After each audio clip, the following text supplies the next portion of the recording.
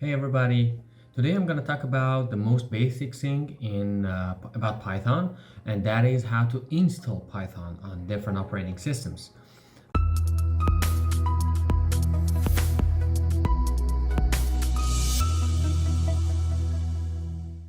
To do so, you just have to open python.org and go to the downloads and download for Windows or any other operating system you want.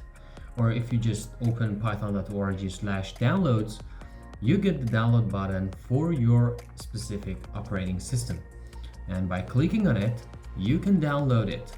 So let's download Python for Windows. So I have Python installed on my system, so it just says upgrade now. But if you didn't install it on your system, there should be a checkbox here, and you have to check that checkbox and select install. So I just upgrade my Python, and that's it. You install Python successfully on your Windows system. There's no much difference in macOS. You just need to download the file and install it. But in Linux, if you have Linux, you just need to type sudo apt install python 3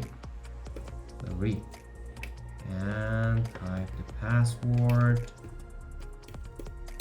And after testing 3 different passwords for my Linux because I forgot it, I finally found the password, and that's it.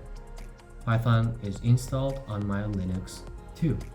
I would be thankful if you like, share, and subscribe, and I would be happy to know your comments. Thank you a lot, and have a nice day.